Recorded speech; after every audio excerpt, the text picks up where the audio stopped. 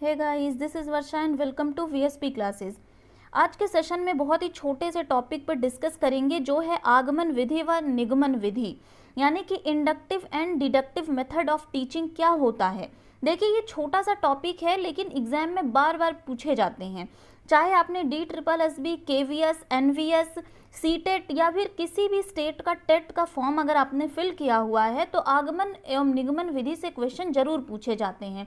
और ये ऐसा टॉपिक है कि बार बार क्वेश्चन इससे पूछा जाता है। अगर और सीटेट की बात करें आप, तो ये पेपर फर्स्ट और पेपर सेकंड दोनों के लिए ही बहुत ज़रूरी है।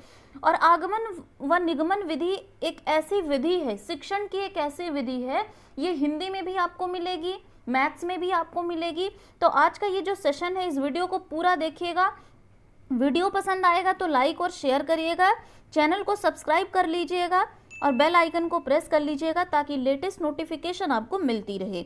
आइए शुरू करते हैं। सबसे पहले हम बात करेंगे आगमन विधि यानी कि इंडक्टिव मेथड क्या है। तो देखिए, आगमन विधि की अगर हम बात करते हैं तो आगमन विधि के सबसे पहले जन्मदाता के बारे में जान लेते हैं कि इसके जन्मदाता कौन है। तो कभी कभी अगर आप स्टेट टेट की बात करेंगे, चाहे वो यूपी टेट हो, एच टेट हो, MP टेट हो या फिर कोई भी टेट हो स्टेट का, किसी भी स्टेट का टेट हो, वहाँ पे एक सिंपल सा क्वेश्चन पूछ लिया जाता है कि आगमन विधि के जन्मदाता कौन है। तो याद रखिएगा, इसके जन्मदाता अरस्तु हैं, यानी कि आगमन विधि के जन्मदाता जो हैं वो अरस्तु हैं। क्लियर। अब हम बात करते हैं कि आगमन विधि के नियम क्या क्या है, आखिर कौन कौन से नियम से हम आगमन विधि तक पहुंच सकते हैं। तो अगर आगमन विधि यानी कि इंडक्टिव मेथड के हम नियमों की बात करते हैं तो इसमें विशिष्ट उदाहरण प्रस्तुत कर सामान्य सिद्धांतों की ओर पहुंचा जाता है। जी हाँ, अगर कहीं आपको आगमन विधि दिखाई दे तो सिर्फ और सिर्फ आप याद रखिएगा उदाहरण। इसमें आगमन विधि में हम सबसे पहले क्या करते हैं, सबसे पहले हम बच्चों को कोई भी टॉपिक समझाने के लिए सबसे पहले हम उसके सामने उदाहरण पेश करते हैं और तब जाके जो हमारा मेन सिद्धांत होता है, जो मेन हमारा टॉपिक होता है, उससे हम बच्चे को रिलेट करवा देते हैं। क्लियर। तो आगमन विधि जब भी पूछी जाए तो आप सिर्फ और सिर्फ उदाहरण याद रखिएगा कि उदाहरण से ही हम क्या करेंगे, आगमन विधि तक पहुंच सकते हैं। क्लियर।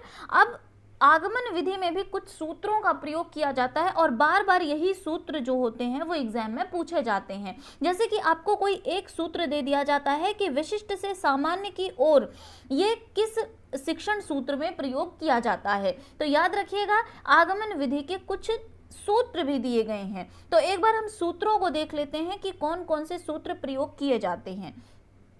तो हमारा फर्स्ट पॉइंट है ज्ञात से अज्ञात की ओर, यानी कि नोन टू अननोन। सबसे पहले हमें बच्चों को जो कोई भी चीज़ अगर हमें समझानी है तो सबसे पहले हम बच्चों को, ऐसा नहीं है कि बच्चा जिसके बारे में जानता नहीं है उसको समझाने लगेंगे। एग्जाम्पल आप देखिएगा, जैसे हमें बच्चे को समझाना है पानी के बारे में, ठीक है। अब पानी तो बच्चा डेली पीता है, ठीक है। अब आपको अगर साइंस में उसको वाटर के बारे में बताना है तो ऐसा नहीं है कि आप सबसे पहले बताना शुरू कर दिए कि ये H2O होता है, यहाँ हाइड्रोजन यहाँ ऑक्सीजन मिलके पानी बनता है। जी नहीं, ऐसा आपको नहीं बताना है, बल्कि बच्चा जिन चीज़ों से परिचित है, यानी कि वो डेली घर में जो पानी पीता है, पानी के क्या यूज़ होते हैं, पानी को कितना बचा के रखना चाहिए, ये पहले पानी से हमें उसको परिचित करवाना होगा। यानी कि जिन बातों को बच्चा जानता है, यानी ज्ञात से अज्ञात की ओर हम आगमन विधि में जाते हैं। सबसे पहले बच्चे को ऐसी चीज़ों से परिचित करवाएंगे जो बच्चे जिस बारे में जानते हैं, नोन टू अननोन की तरफ हम जाएंगे।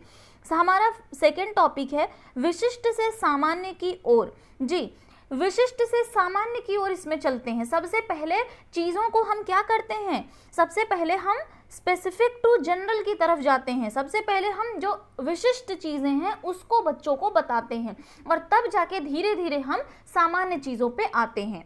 क्लियर। फिर है मूर्त से अमूर्त की ओर। अब मूर्त से अमूर्त की ओर कैसे जाएंगे ये देखते हैं। अब सबसे पहले देख लीजिए कि मूर्त और अमूर्त होता क्या है। सबसे पहले देखिए, बात करेंगे कि मूर्त किसे कहते हैं। तो जिसे हम देख सकते हैं और जिसे हम छू सकते हैं उसे ही हम मूर्त कहते हैं, और जिनके बारे में हम सिर्फ कल्पना कर सकते हैं या फिर मान लेते हैं, जैसे मैथ्स में हम मान लेते हैं, जिन चीज़ों को हम मान लेते हैं उन्हें ही हम अमूर्त कहते हैं। ठीक है, यानी कि मूर्त से अमूर्त की ओर क्या है। जैसे अगर आपको बिल्ली के बारे में बताना है बच्चों को, सॉरी, अगर आपको बाघ के बारे में बच्चे को या शेर के बारे में बच्चे को बताना है, तो ऐसा नहीं है कि आप सीधे शेर की तरफ चले जाएंगे, क्योंकि बच्चों ने शेर हो सकता है नहीं देखा होगा। तो सबसे पहले आप बिल्ली का एग्जाम्पल बच्चों को देंगे कि बिल्ली के 4 टांगे होती हैं, बिल्ली ऐसे होती है, बिल्ली ऐसे दिखती है, बिल्ली ये खाती पीती है, ठीक है। तब आप बच्चों को, यानी जिन चीज़ों को बच्चा देखता है, बिल्ली डेली देखता होगा बच्चा घर में, तो वो बिल्ली से परिचित है बच्चा, ठीक है। यानी जिन चीजों को बच्चा देखता है उसको पहले आप बताएंगे, फिर अमूर्त के बारे में आप चर्चा करेंगे। Is that clear? Next point है स्थूल से सूक्ष्म की ओर। अब स्थूल से सूक्ष्म की ओर क्या होता है? देखिए, स्थूल क्या होता है कि जैसे सबसे पहले आप स्थूल यानी कि बड़ी चीजों को बताएंगे, तब जाके आप सूक्ष्म चीजों को यानी छोटी छोटी चीजों को सबसे पहले बाद में आप बताएंगे, ठीक है। जैसे एग्जांपल आप ले लीजिए, जैसे बच्चों को अगर आपको मैथ्स में सम पढ़ाना है, यानी कि आपको प्लस समझाना है बच्चों को कि प्लस कैसे किया जाता है, जैसे कि अगर आपको बच्चों को बताना है कि 2 + 2 कितना होता है, ये आपको बच्चे को बताना है, तो सबसे पहले आप बच्चों को क्या करेंगे, उसके डेली के लाइफ से रिलेट करने की कोशिश करेंगे जो बच्चे ने देखा होगा। अब कैसे देखा होगा, तो आप बच्चे को बताएंगे कि आपके पास 2 टॉफी है, आपने किसी एक दोस्त को अपने एक और टॉफी दे दी, तो आपके पास कितनी टॉफी बची। तब जाके अगर आपके पास 2 टॉफी है, आपको कोई 2 टॉफी और दे दिया, तो आपके पास कितनी टॉफी बची। ये आप समझाते हुए तब सूक्ष्म की ओर जाएंगे, यानी कि तब उसको बताएंगे कि अब हम यहाँ पे यानी कि हम प्लस कर रहे हैं, सम कर रहे हैं कि क्या क्या होता है सम। क्लियर?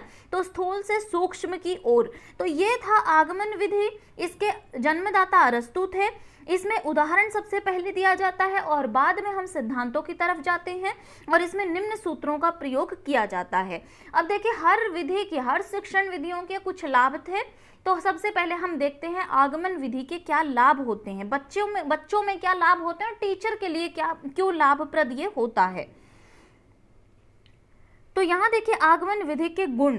अब आगमन विधि के क्या क्या गुण हैं? आगमन विधि द्वारा बालकों को नवीन ज्ञान के खोजने का प्रशिक्षण मिलता है। यानी कि जैसे कि उदाहरण से नियम की ओर, हम सबसे पहले तो बच्चे को एग्जाम्पल देते हैं ना, तो सबसे पहले बच्चे के दिमाग में अगर आप उसको उदाहरण से नियम की तरफ लेके जाते हैं, तो जब वो उदाहरण समझेगा तो नियम को वो खोजने में, यानी कि एक नवीन ज्ञान, नया ज्ञान वो खोज रहा है, और नवीन ज्ञान को खोजने का उसको प्रशिक्षण मिलता है। नेक्स्ट पॉइंट है आगमन विधि में ज्ञात से अज्ञात की ओर तथा सरल से जटिल की ओर चलकर, या मूर्त रहेगा, ठीक है, मूर्त उदाहरणों द्वारा बालक से सामान्य नियम निकलवाए जाते हैं। बिल्कुल, सबसे पहले हम क्या करते हैं, ज्ञात से अज्ञात की ओर, सरल से जटिल की ओर और मूर्त से की ओर चलकर मूर्त उदाहरण द्वारा बालकों से सामान्य नियम निकलवाए जाते हैं, ठीक है। तो ये भी लाभप्रद होता है बालकों के लिए। नेक्स्ट पॉइंट है आगमन विधि से बालकों में रचनात्मक चिंतन, आत्मविश्वास आदि अनेक गुण विकसित हो जाते हैं। यानी कि बच्चे को हम क्या करते हैं, एक विशेष से सामान्य की ओर लेके जाते हैं, उदाहरण से नियम की ओर लेके जाते हैं, तो बच्चों में क्या होती है, एक क्रिएटिविटी पैदा हो जाती है बच्चों के अंदर, और उनका आत्मविश्वास भी जग जाता है। तो ऐसे अनेक गुण जो होते हैं वो बच्चे में विकसित हो जाते हैं, किससे, आगमन विधि से। क्लियर?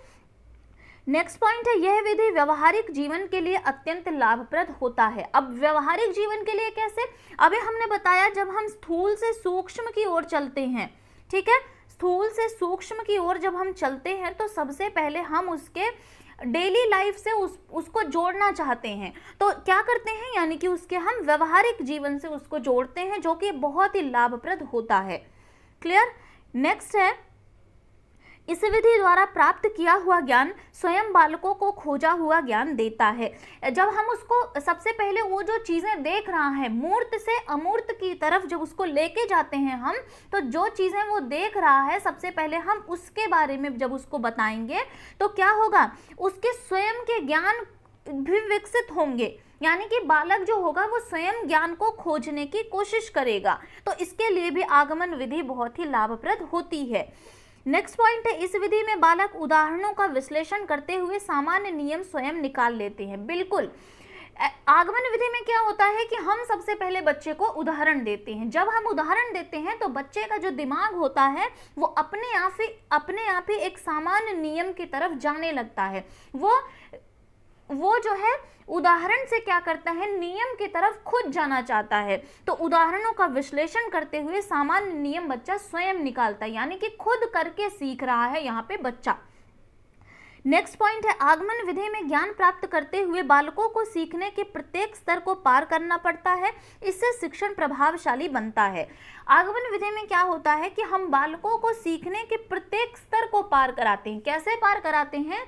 क्योंकि हम विशेष से सामान्य की तरफ भी जा रहे हैं, उदाहरण से नियम की तरफ भी जा रहे हैं, स्थूल से सूक्ष्म की तरफ भी जा रहे हैं। यानी कि बच्चा जो है वो अलग अलग स्टेज को पार कर रहा है, और जब बच्चा अलग अलग स्टेज को पार करेगा तो उसका शिक्षण जो होगा वो प्रभावशाली बनेगा ही, और साथ ही साथ जो बच्चा होगा वो बहुत ही ज़्यादा ज्ञान प्राप्त कर लेगा। ठीक है, और प्रत्यक्ष अनुभवों पर आधारित होता है ये। आगमन विधि में हम अगर मूर्त से अमूर्त की तरफ जाते हैं तो बच्चा प्रत्यक्ष चीज़ों को देखता है, जिससे प्रत्यक्ष अनुभव उसके क्या करते हैं, विकसित होते हैं। ठीक है, अब हम बात करते हैं, ये थे आगमन विधि के गुण। अब हम बात करेंगे निगमन विधि। अब निगमन विधि क्या होती है ये देखते हैं। देखिए, निगमन विधि के भी जन्मदाता कौन है? अरस्तु हैं। यानी कि आगमन निगमन विधि दोनों विधियों के जन्मदाता अरस्तु हैं।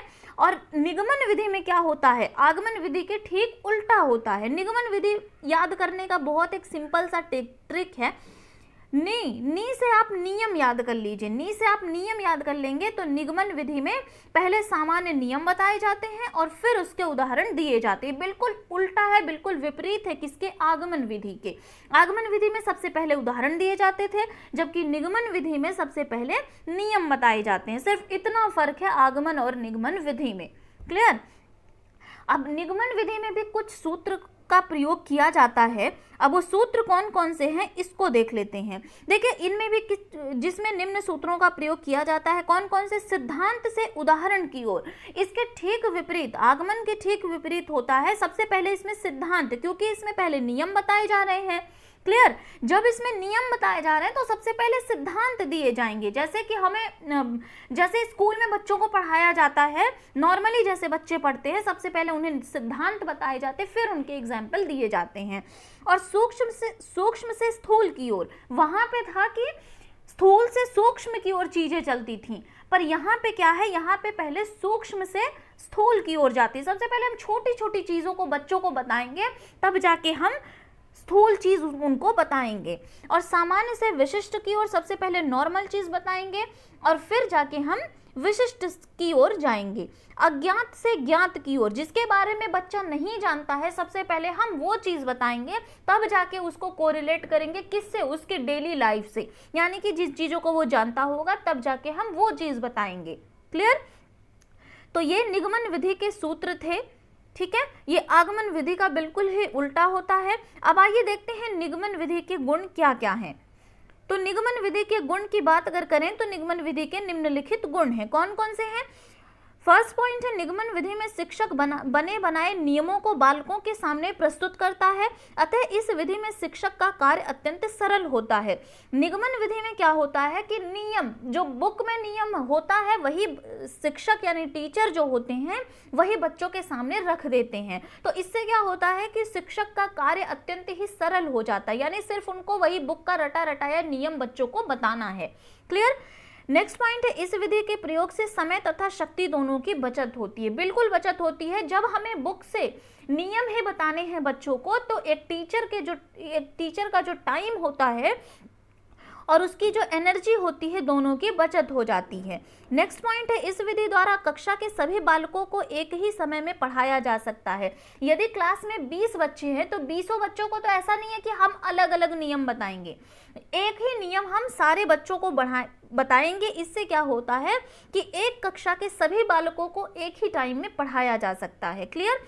और नेक्स्ट पॉइंट है, यह विधि प्रत्येक विषय को पढ़ाने के लिए उपयुक्त है। बिल्कुल, ये कोई भी सब्जेक्ट हो, जब सब में निगमन विधि में जब नियम से उदाहरण की ओर जाते हैं, यानी सिद्धांत से उदाहरण की ओर जाते हैं, तो ये प्रत्येक विषय के लिए, हर एक सब्जेक्ट के लिए ये बहुत ही लाभप्रद होती है। तो ये निगमन विधि के कुछ गुण थे। ठीक है, तो आज हमने बात करी थी, एक बहुत ही छोटा सा टॉपिक था आगमन और निगमन विधि, जो कि हर एक टीचिंग एग्जाम्स में पूछा जाता है। अगर वीडियो पसंद आएगा तो लाइक और शेयर कर दीजिएगा, चैनल को सब्सक्राइब कर दीजिएगा और बेल आइकन को प्रेस कर दीजिएगा ताकि लेटेस्ट नोटिफिकेशन आपको मिलती रहे। Thank you.